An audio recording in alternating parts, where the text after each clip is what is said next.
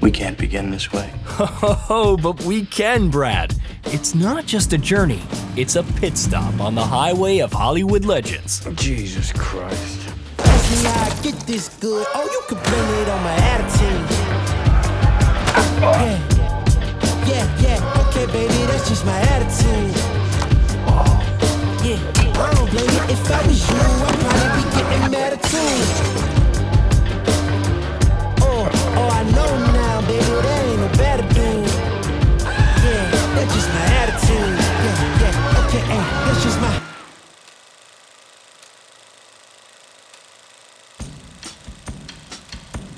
Back in the Yuletide season of '63, specifically on the 18th of December, over in Shawnee, Oklahoma, one William Bradley Pitt made his grand entrance onto the world stage. It was a closed event though, strictly VIP, with only the midwives getting the golden ticket to the birth suite of young parents Jane and Douglas.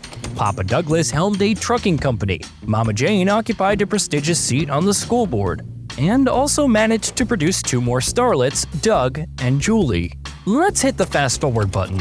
The kid moves on and signs up for the journalism faculty at the University of Missouri, supposedly studying advertising. But let's be real, it's all a facade. The only thing that actually tickles his fancy is the student theater scene.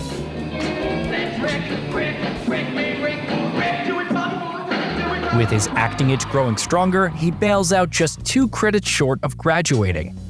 Like any newbie star, Pitt's willing to get his hands dirty with anything but auditions.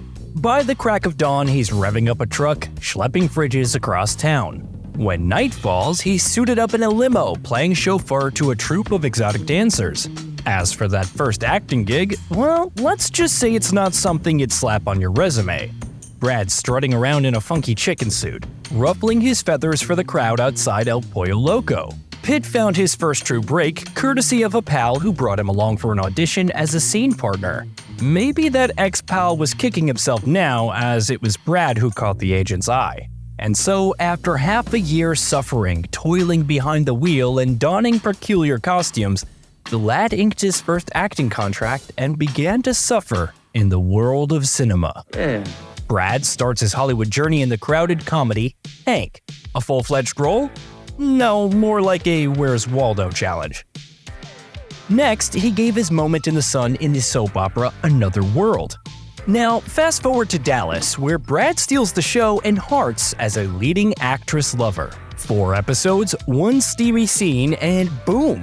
Brad Pitt, the heartthrob, is born. Get out of here! Go on! Yes, sir.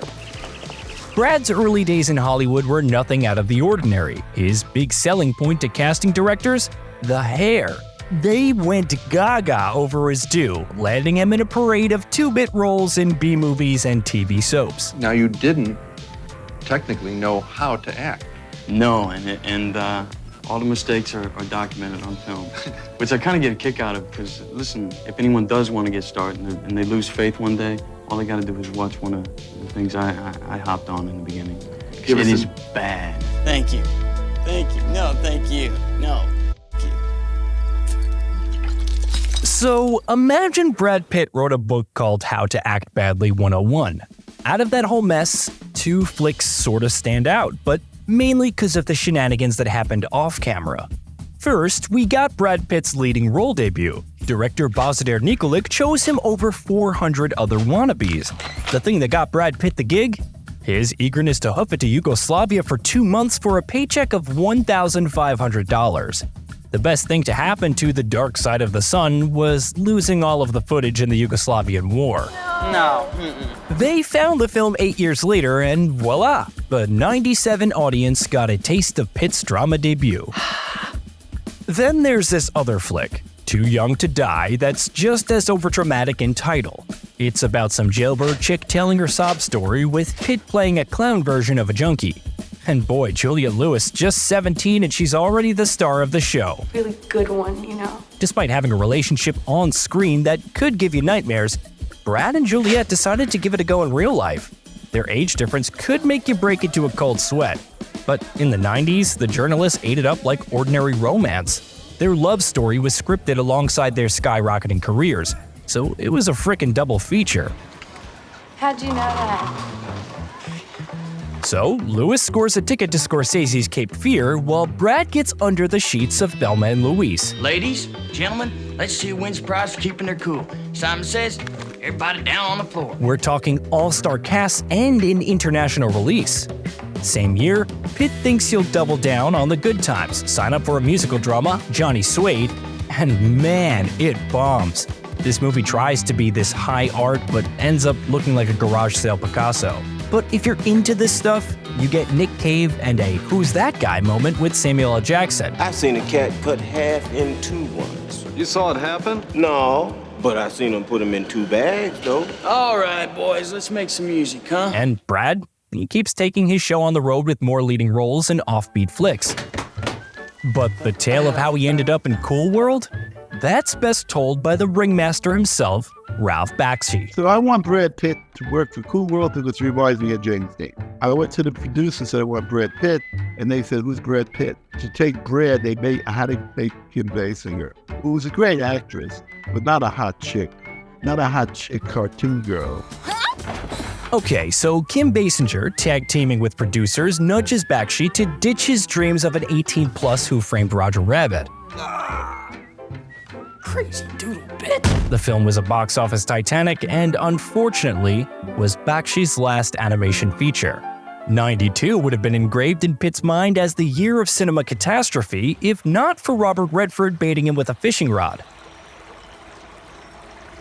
Redford was practically obsessed with the idea of bringing A River Runs Through It to the big screen. And Brad? He caught the big one, a real dramatic role. Now that's a good day for fishing. Quite a day. So Brad finally nailed it. Under the watchful eye of Mr. Sundance himself, his portrayal of Paul was an impressive step forward at the very least. A few years back, he couldn't even spit out a serious line, but in A River Runs Through It, Pitt portrays a path of self-destruction dramatically taken by his character. We should celebrate. Fast forward a year, the movie is bathing in Oscar nominations. And Brad, he's not just a pretty haircut and six-pack anymore. He's Hollywood's new poster boy. Sure. Roll the next reel.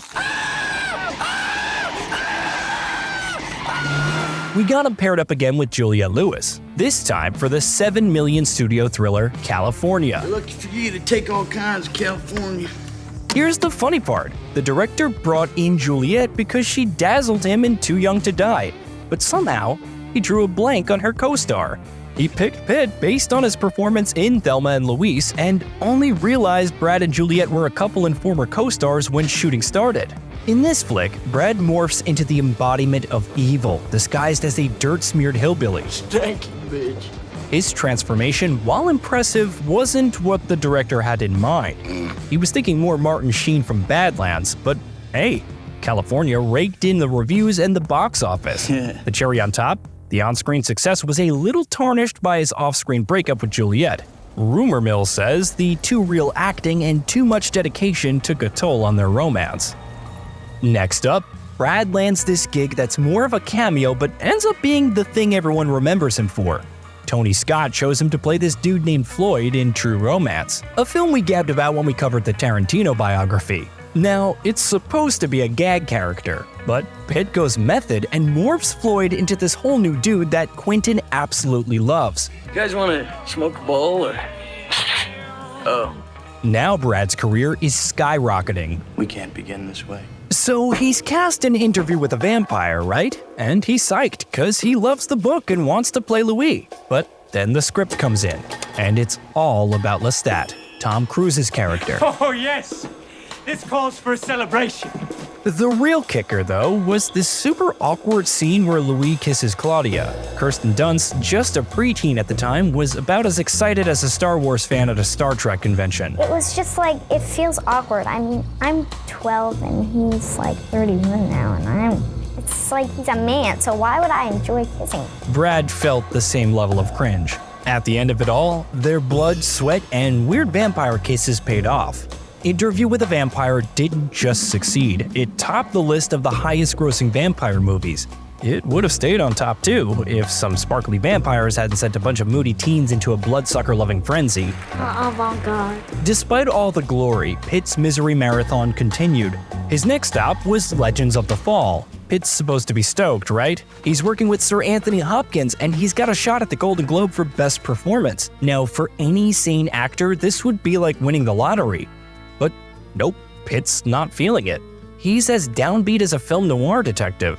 His characters, Tristan and Lestat, are meant to be all deep and introspective, but Pitt thinks his portrayal was just boring.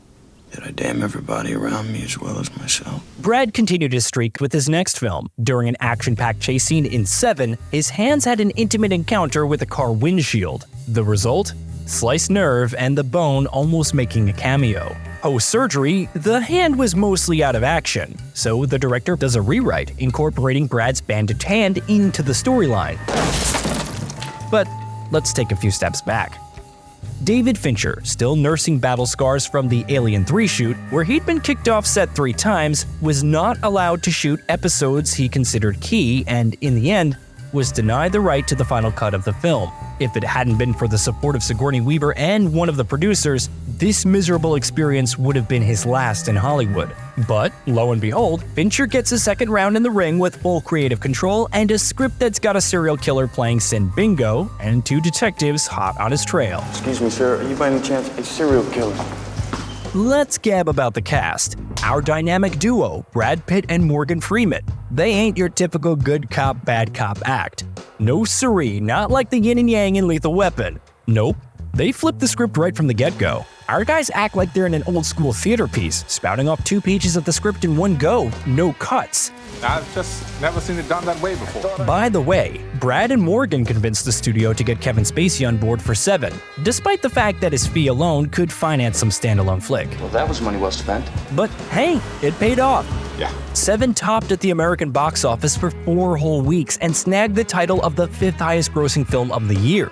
Brad, meanwhile, was banking on Mills washing off his Playboy image. But even after diving into the sinister, gut-churning world of Seven, he got the title of Sexiest Man of '95. Nah, fuck that. No. And let's spare a moment for our lady of the hour, Gwyneth Paltrow. Pitt tagged her as the only sunshine in the grim world of Seven. Thank you. Given how the weather had been punking him during his recent shoots, it's no wonder that beam shot straight to his heart. I love you, honey. So much. Brad and Gwyneth claimed it was love at first sight, and for the next 2 years, they were the most wanted couple of Los Angeles paparazzi. Very true. Very, very true. Also in '95, the movie 12 Monkeys was released. We're all monkeys. Picture a future where most of humanity is checked out thanks to some gruesome virus Pitt's character supposedly unleashed. Willis's character acting like he lost his marbles 1 minute, then pretending he's Doctor Who the next. Sent me to the wrong year. It was 1990. The puppet master here is Terry Gilliam, playing with our perception of reality like he did since Monty Python. Gilliam tossed Pitt the role of Jeffrey Goins, a character who would forever change perception of his acting abilities. Yes, my son. Against the mellow dude Willis, Brad was like a cheetah on a sugar rush. And the audience, they were gobsmacked, shocked that the guy they'd been ogling shirtless for years had this kind of acting chops. No, I'm not. Pitt bagged a Golden Globe and nearly nabbed an Oscar, but was edged out by his recent co-star, Kevin the Usual Suspect Spacey. So when this big thing happens, you be sure and let me know, because I wouldn't want to miss it. You won't miss a thing. The next 2 years, Brad probably wants to erase from his memory. First off, he's playing this young hotshot prosecutor in Sleepers. Objection, Your Honor. Moving on, he's in a wrestling match with Playgirl magazine.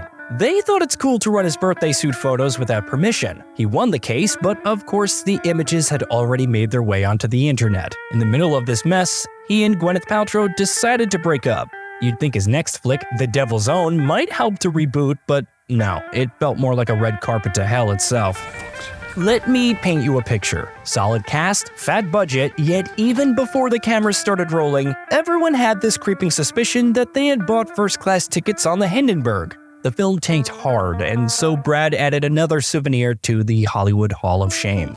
Something like that? Although that's not the worst part, because later that year, Empire magazine was giving out medals for the worst accent, and Brad stood on the podium alongside Dick Van Dyke and Sean Connery.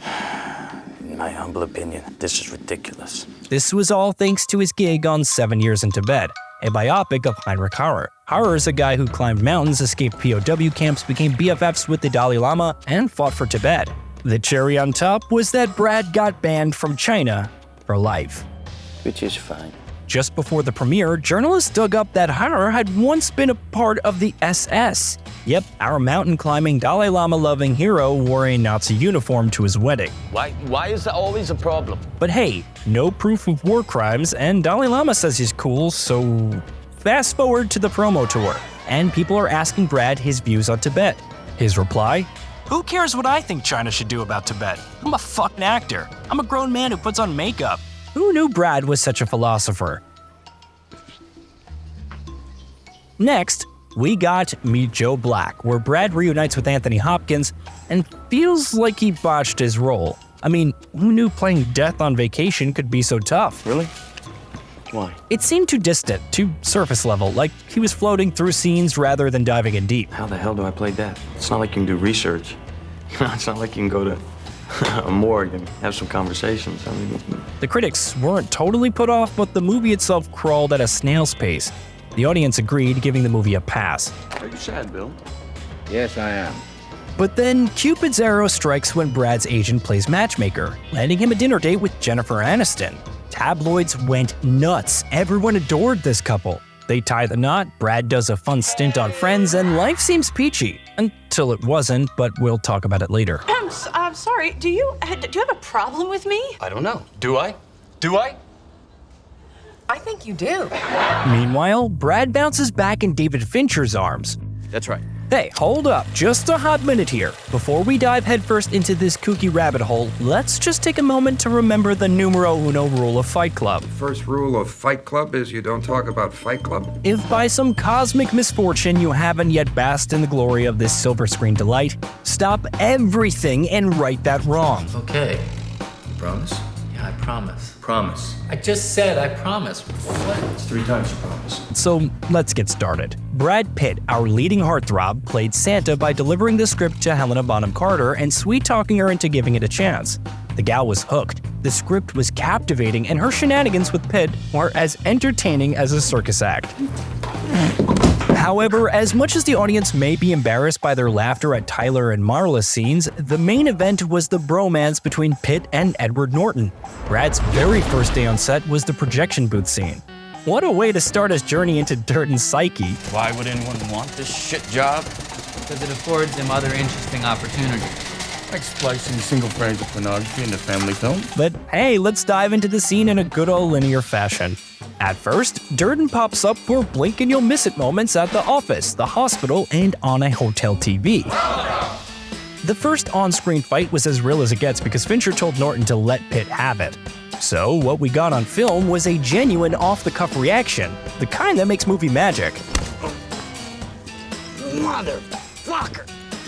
Now, remember that famous soap scene? Tyler's gabbing away about how to make nitroglycerin, but Fincher has to do a reshoot because the censor guys weren't too thrilled about sharing bomb-making 101 with the world. Yeah, with enough soap, one could blow up just about anything. Tyler was full of useful information. To up the authenticity, Pitt and Norton even went to soap-making classes.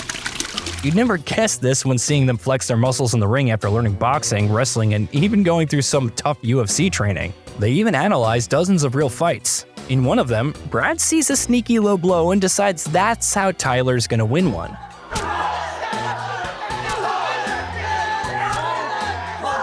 Now, the whole film is like a subtle comedy treasure hunt. For instance, this fight is hilarious because of the previous scenes where a poor bloke gets his Bible smacked out of his hand and is sprayed with a hose and his opponent is shoved so hard his shoe takes flight. Now that's a proper Fight Club invitation. And one of my favorite BTS stories is about this scene. A guy who checks the footage for any damage points out that Norton was sitting in the passenger seat, but gets pulled out of the driver's side. Fincher just smiles and tells the kid to keep watching. You got it. No. And let's not forget Tyler's fashion parade. His outfits could have their own runway show. It got so popular that world-famous designers started copying Michael Kaplan's work. There were leather jackets and a Bono impression. All the ways you wish you could be, that's me. So they wrapped up shooting this madhouse of a film back in December of '98. Now, the plan was to go big with the premiere in spring of the next year, but then a tragedy struck the nation in April.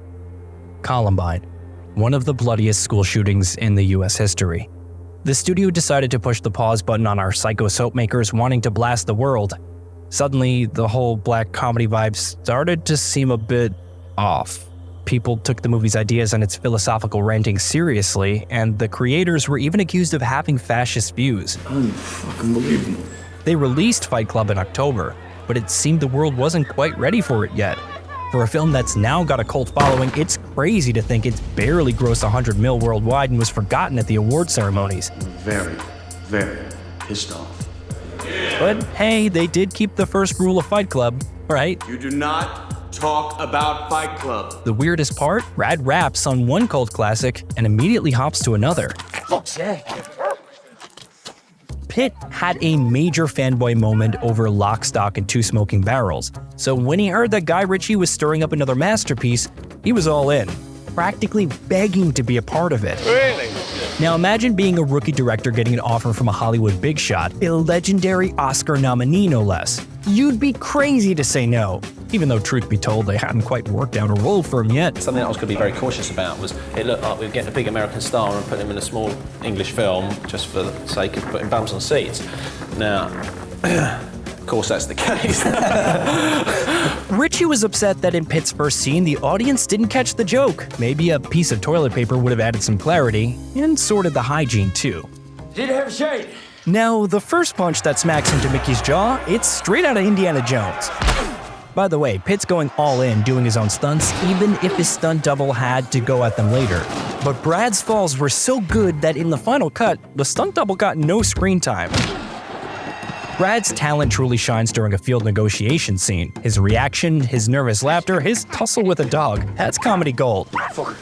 Especially when you contrast it with Mickey's next scene. And it's interesting how mixing shots of Pitt with a bit of flame has almost become a cliche. When it came to the gypsy funeral scene, Pitt let himself go and actually got drunk.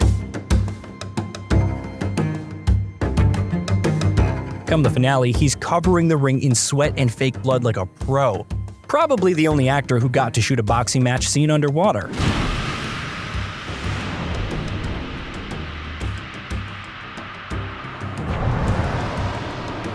And could you do it again, please? I love you, baby. But we'll have children and, all that sort of stuff later. Unlike Fight Club, Snatch smashed it at the box office and had critics appreciate Brad Pitt again. His comedic talent stayed on the roll under the guidance of young directors. I'm an American. No shit. Yeah. Really? Yeah. Well, I'm Mexican. Cool. This time, it was Gore Verbinski, a guy about to set the film industry ablaze with a charming captain tale. In 2001, though, Verbinski was swapping out pirate-infested Caribbean waters for the dust-filled Mexican deserts. He brought to life the tale of poor Jerry, a down-on-his-luck schmuck forced to work for some baddies, and his lady who ended up in the hands of a cold-blooded killer who also happens to be a hopeless romantic. You're a very sensitive person for a cold-blooded killer.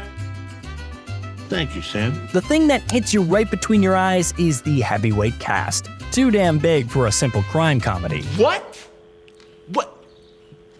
Sadly, the audience couldn't shake off this expectation, and The Mexican landed a lukewarm response, both at the box office and in reviews. Oh, no! That same year, Brad passed the leading role in The Bourne Identity, going all in for another spy thriller with a not-so-subtle title, Spy Game. A cinematic reunion tour put Brad back with Tony Scott and Robert Redford. God, you're hideous. Why do you even bother? I missed you too. But let's talk about bad timing. Spy Game hits the big screen a mere month and a half after 9/11. I mean, the US is already dealing with tragedy. They didn't need a movie filled with gut-wrenching themes, no matter how masterfully it was made.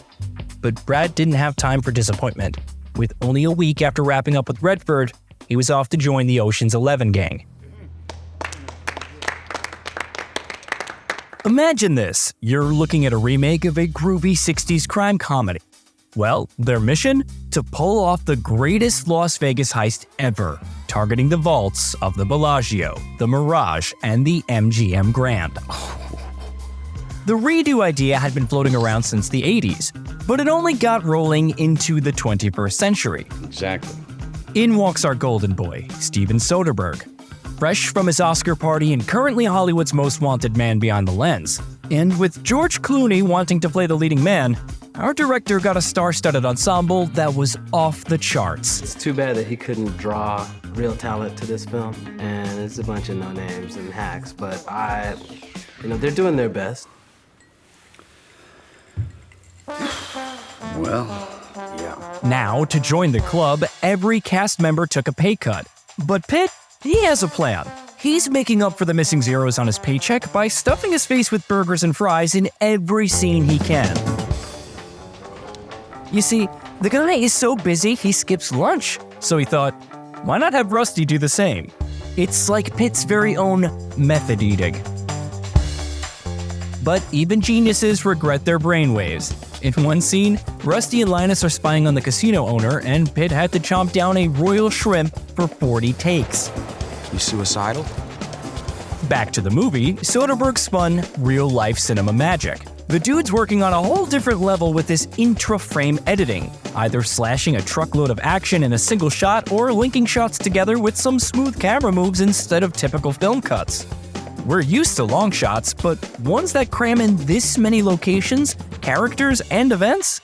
That's some next-level planning and storyboarding wizardry, especially considering they shot this masterpiece in just 10 weeks. Well, not a masterpiece, but funny enough to pack the cinemas around the world and kicked off a bunch of sequels. Not one, but there was a 3. Brad had his plate full back in 2001. He was Mr. Gringo in The Mexican, sneaking around in spy games, heisting from minibars in Ocean's 11, and even starring on an episode of Friends, which I mentioned earlier. And it gets better. Brad and his missus, Jennifer Aniston, along with their buddy Brad Gray, founded Plan B Production. They started it as a side gig for projects they dug. But who knew they'd be Oscar magnets and Hollywood powerhouses? Now, 2002, here's where it gets fun. Brad decides to go full monkey on his favorite show, Jackass.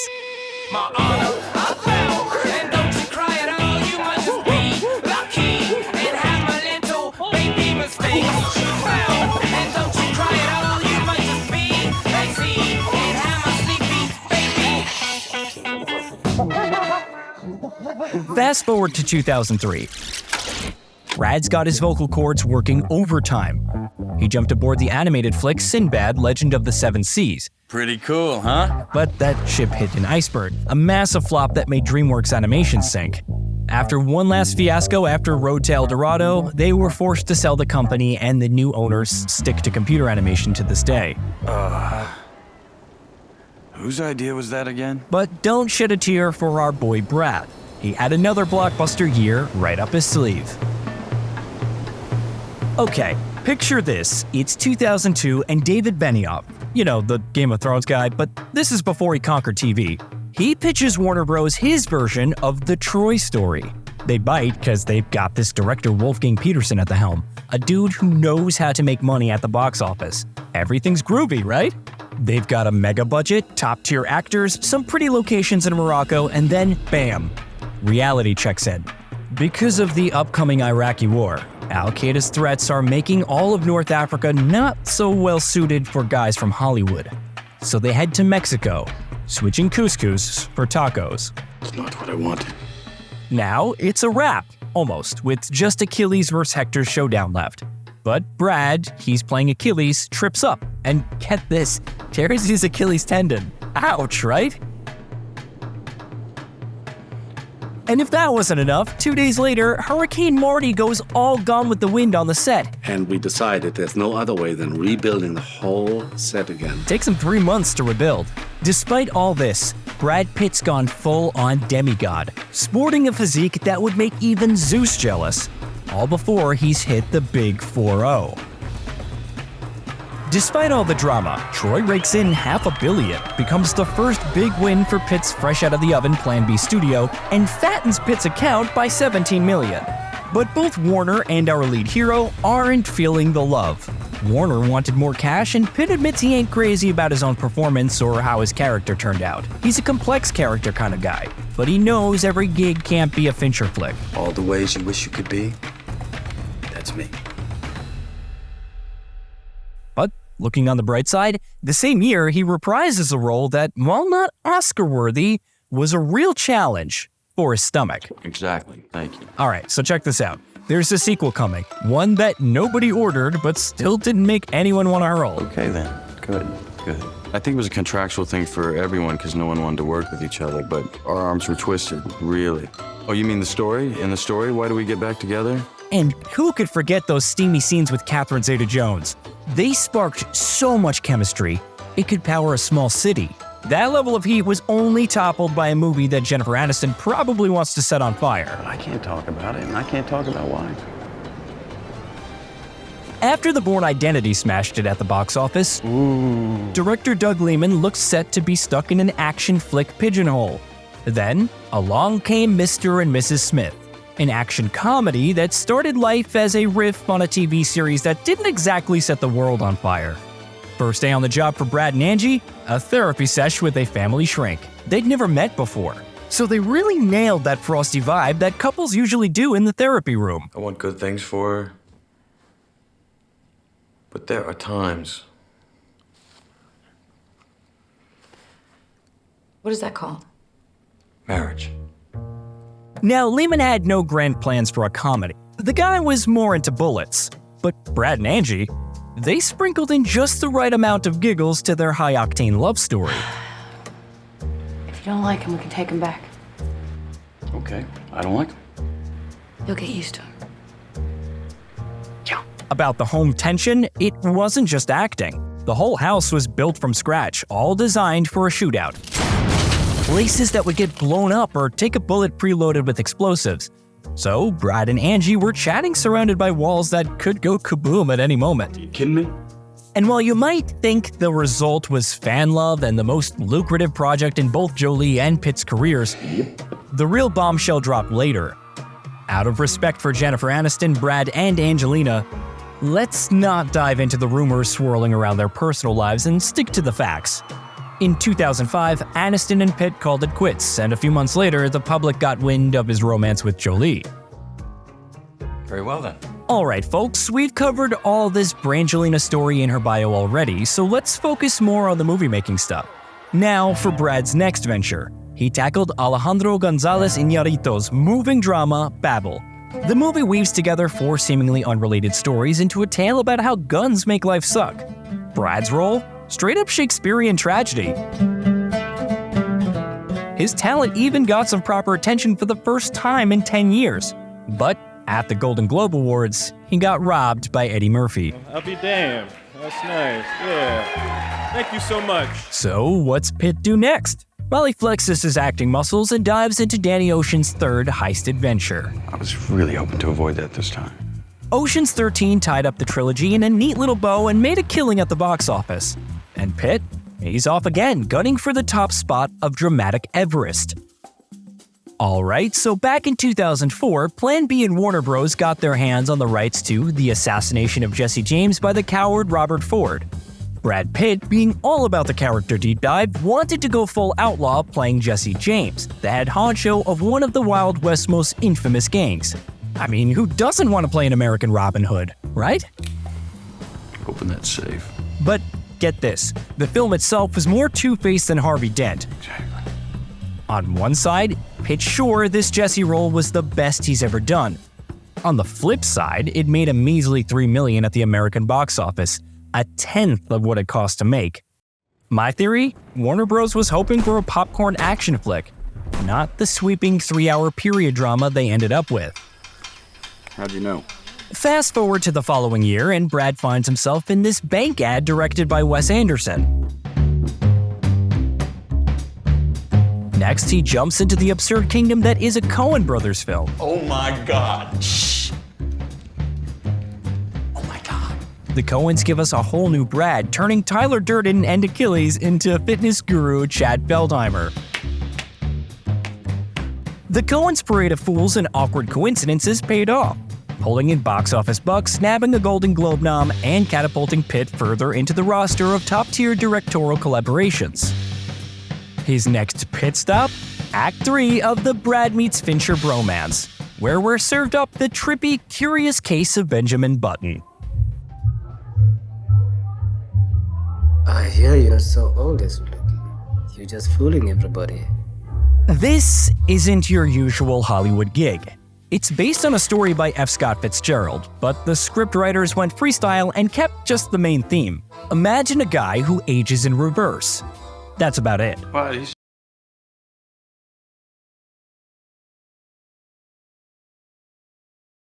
And Ron Howard, but only Fincher managed to film the mystery. Well, of course. Brad enduring 5-hour daily makeup sessions, all because he digs Fincher's vibe. But even with all the Oscar-winning makeup and effects, the acting is what really steals the show. The Academy agreed, throwing Pitt another nomination. Fincher managed to create a nearly art house drama with the price tag of a summer blockbuster. And the fact that Benjamin Button even broke at the box office was a win for us film nerds, proving studios aren't totally afraid of taking a gamble. As for the message of the movie, everyone finds their own truth in this story. For me, the main metaphor is the final flood during Hurricane Katrina. Life will throw curveballs at you, but what matters is how you handle them and what you do next. You might be struck by lightning 7 times and still live to be 100. Can't hardly hear. Twitches and shakes out of nowhere. Always losing my line of thought. But you know what? God keeps reminding me I'm lucky to be alive. Seems like rubbing elbows with all those hotshot directors went straight to Pitt's head. The guy needed Quentin Tarantino, the ultra-violence maestro himself, to sweet-talk him into slipping into the boots of Lieutenant Aldo Raine. Although it only took 1 night and 5 bottles of wine to seal the deal. 5.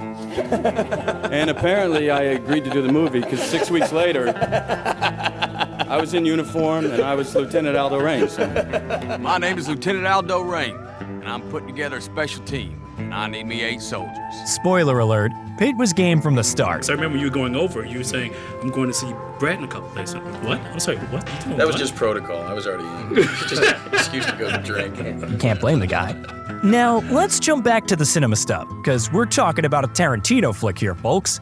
If you want to drown in a trivia sea, just check out our 3-hour Tarantino documentary. Sound good? Yes, sir! Meanwhile, Pitt was also flexing his producer muscles, dipping his toes in projects like The Time Traveler's Wife, Kick-Ass, Eat, Pray, Love, and a couple where he was the leading man. Funny thing is, both movies were competing for the Best Picture trophy. He kinda fell into Terrence Malick's Tree of Life, but Moneyball was the dream gig.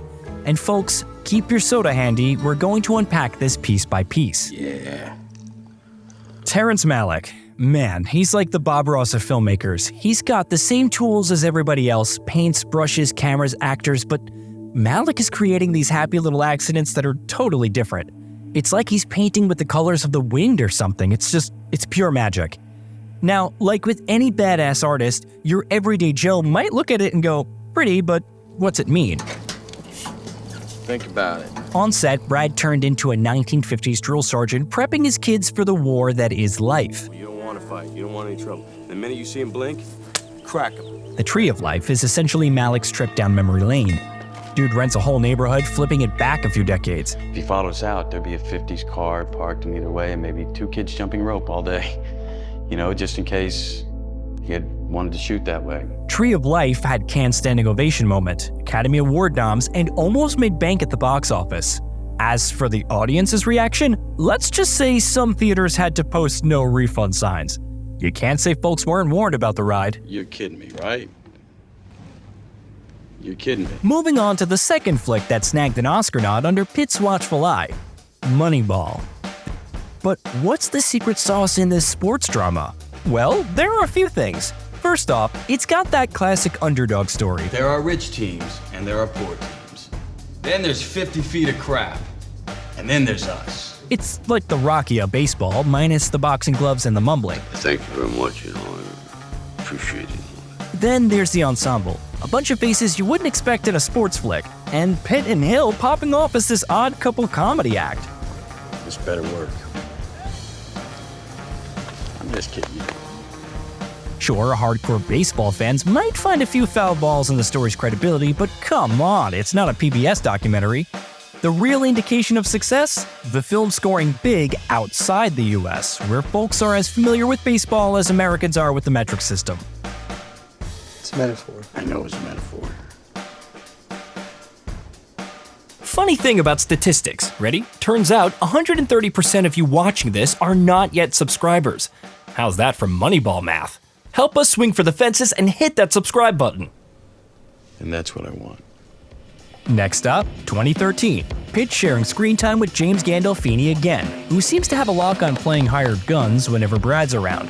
They pair up for the dark thriller Killing Them Softly. I like to kill him softly. A loose adaptation of Cogan's Trade, directed by Andrew Dominic, who also happened to have shot the Jesse James movie. Fascinating. The film's got style, transforming grimy suburbs into high art and violence into some sort of ballet. But for all of its aesthetic triumphs, it tanks at the box office. Christ's sake. This country is fucked, I'm telling you. Pitt's got his own money in this one, so he took a personal hit. But don't feel too bad for Brad, because later that same year, he stepped into the Dolby Digital spotlight as a producer for 12 Years a Slave, a film that slapped all us in the face with its intensity and won Best Picture. Thank you all. Thank you for this incredible honor you bestowed on our film tonight. However, not all was sunshine and rainbows for Brad. Critics raised eyebrows over him picking himself to play the lone white knight in the story. But Pitt hit back, saying he didn't handpick the role for himself, and that his appearance was a key part of getting the project funded. Now, if the biggest problem with your movie is Brad Pitt's face, you know you've done something right. I believe so. But something right isn't the words to describe his next film. Now, when a big shot like Ridley Scott says he's going to bring a novel by the literary heavyweight Cormac McCarthy to life, you'd think you're in for a treat, right? Probably not a good idea. Well, pull up a seat, kids, because The Counselor is a masterclass in muffing the play. Adorned with A-listers sporting Armani threads and pretty postcard-worthy views, the movie turned out as memorable as watching ad channels at 3 a.m. That's fair enough. But Pitt's main project of 2013 was a blockbuster by the name of World War Z. It's the end of the world, zombie style, ripped from the pages of Max Brooks' novel. Our boy Pitt had this vision, right? Straight up novel to the screen. A journalist bouncing around post-zombie Earth, chatting it up with the lucky stiffs who survived. But Paramount, in their infinite wisdom, decided to shake things up. It's like they bought the book just for the title and the undead idea. Bullshit. They took a time machine to the start of the epidemic, tossed in some epic zombie WWE, and poof! The slow-moving dead folks were now a super speedy mega horde. Pitt, wearing his producer hat, had his fingers in every pre-production pie. He handpicked the captain of the ship, Mark Forster, who made his name on Finding Neverland and Quantum of Solace. Then he brought cinematographer guru Robert Richardson. Then they kicked off this grand European tour, right? And hey, it raked in over $500 million. This was the golden goose of Pitt's career, and even the OG author Max Brooks gave it a thumbs up. He was just stoked to see a fresh tale, even if it was as related to his novel as Moby Dick is to Finding Nemo. And the movie and the book really don't have a lot in common. Okay, so here's Brad Pitt, almost a half a century old, already perched on top of the world's most famous faces. It's like he woke up one morning and thought, fame? Awards? Who needs them? Time to go for the most brutal road trip of my life. Best job I ever had. So in 2013's Blossom, Pitt enlists for a stint in David Ayer's latest, a hard-hitting WW2 epic, Fury. First stop on the reality train, conversations with battle-scarred WW2 vets, who shared with the crew their wartime experiences. Next, a 4-month-long boot camp where our boys learn the ins and outs of tank driving and get a taste of the soldier's life. All the sweat and the dirt didn't go unnoticed though. Fury rolled in a ton of green at the box office and parked itself on pretty much every best World War II movie list out there. A well-deserved happy ending for our tank-loving crew. That's better than good. 2014 was Brad's chill pill year. Brad. His work calendar popping up in the world's priciest commercial and swapping vows with Angie. Their honeymoon? Not sunning on some beach, but getting back to business. Their romantic drama, By the Sea, was Angie's directorial gig. Sadly, it wasn't remembered for its picturesque shots, but more like the shadows of doom over Brangelina's paradise. I'm angry. I'm angry too, baby. Fast forward a year, and we've got the biggest celebrity split making headlines, leaving Brad, Angie, and their 6 kiddos in a world of hurt. But before Brad's personal life became the tabloid's favorite pie, he was busy cooking another Oscar-hungry dish. Help us. Get a seat at the fucking table.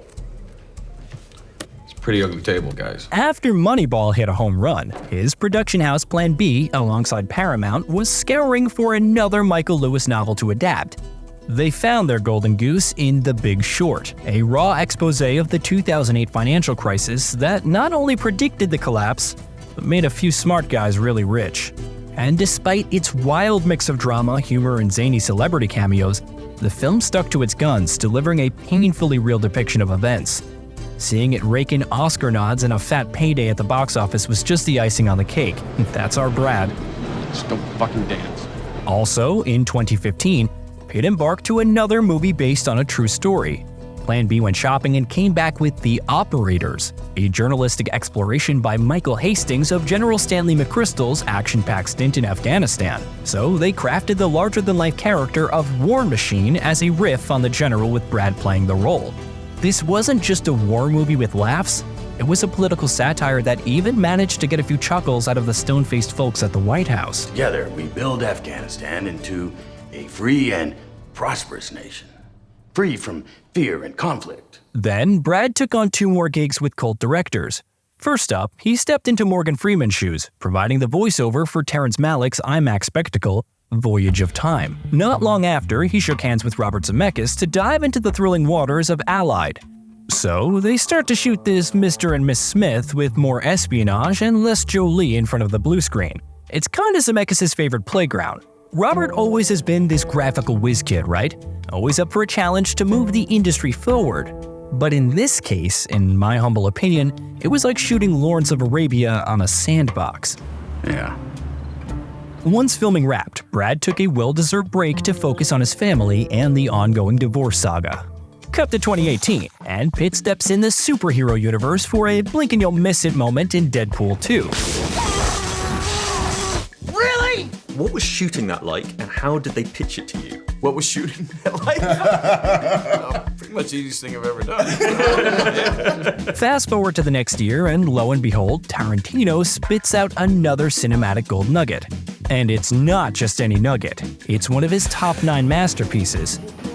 Fair enough. Now, I won't beat a dead horse here, as I've already gabbed for a full hour about Once Upon a Time in Hollywood in the 3rd part of Quentin's tell-all. As for our boy Brad, he finally snags his first Oscar for being the biggest badass in the acting playground. His silent but deadly stuntman routine gets a gold star from the movie Bigwigs, and Brad, being the classy guy he is, gives a shout out to the unsung heroes, the stuntmen. I think it's time we give a little love to our stunt coordinators and our stunt crews. For real, the Academy was about as late with a Best Stunt Coordinator nom as a stoner is for, well, anything. 95 years late, dudes. Fuck bullshit. While we were all busy admiring Brad's booth brilliance in the Tarantino spectacle, there was a less shiny but equally valuable gem hiding in the shadows. Ad Astra, it was.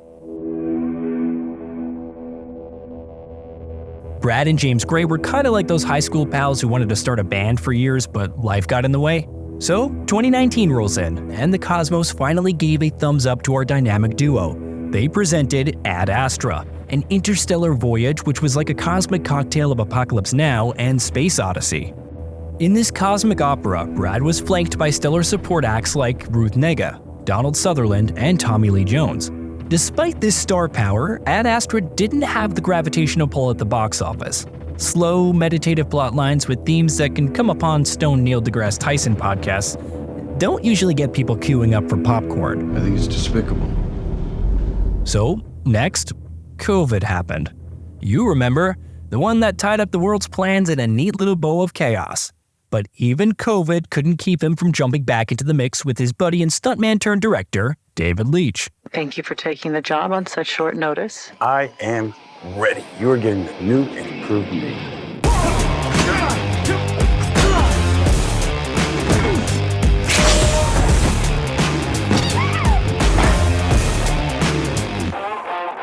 Brad totally nailed his role.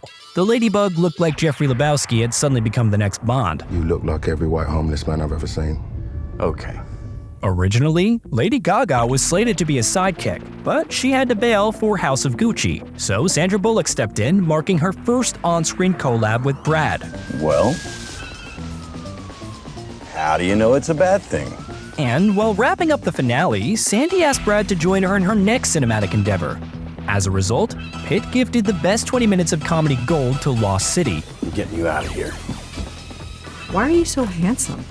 My dad was a weatherman. His scenes there? Pure gold. Like the quirky cameo Channing Tatum pulled off in Bullet Train. Is this like a sex thing? Nope. Oh, I was kidding. Yeah, what's up? What do you need, bro? Speaking of cameos, let's just say the Deadpool debt was settled. If you run into a guy named Carver, he's a dick. You can tell him I said so. Bullet Train had us in stitches on the edge of our seats for a good 2 hours and raked in a cool $200 million at the box office. And Pitt? He just rolled right onto the set of the La La Land prequel. I mean, Babylon. I have to do this. What do you mean? It's gonna be great. Stepping into the shoes of the eccentric boozer Jack Conrad, Pitt swung for the fences and boy did he connect. Yeah. All right, Capitan. Just one more drink for old time's sake. Conrad, a silent film star and top biller, saw his career plummet with the arrival of talkies. Despite Jack sounding like he'd swallowed a cat, Pitt had the lion's share of epic lines. This is real drama we're talking about, Shakespeare-level stuff. Picture this. In what could arguably be dubbed the film showstopper, his character takes a joyride through a bunch of future movie quotes. And then he says, hasta la vista, motherfucker. Type it. Hasta la vista, baby. Frankly, Scarlett, you're a cunt. Type it. Frankly, my dear, I don't give a damn. Indeed, Chazelle knows his way around a Hollywood tale. His adoration for the Tinseltown lore weaves enchanting scenes for the viewers, but Babylon felt like it was playing second fiddle. Well, I guess the movie isn't a hit. So be it. We've been bombarded with too many similar flicks over the past few years, and this movie's unique charm seemed to be its over-the-top infatuation with scandalous, coarse, and unappealing scenes. We caught the drift. Hollywood, the so-called dream factory, is more of a nightmare factory once you peek behind the curtain. And in the city of supposed angels, it's the devils calling the shots. Jesus Christ. Unfortunately, audiences didn't exactly roll out the red carpet for this reveal. Babylon bled more cash than a Vegas high roller on a losing streak. But don't you worry about Brad. He's like a surfer who always finds the wave. And this time, he rode the wave to his 8th Golden Globe nomination. No flop can trip him up, it seems. Nope. This year, he hits the big 6-0. But the man seems to be stuck in a time warp, refusing to show any signs of aging. So it looks like we're in for at least another decade of being captivated by the phenomenon that is Brad Pitt. And I'm going to bed. Whoa, hold up. You made it to the end. Time flew faster than a bullet train, huh? Well, if you still got room in that brain belly for more cinematic snacks, then hit that big shiny subscribe button and dive into this rabbit hole of biographies. It's like an all-you-can-eat buffet for your fact-famished mind.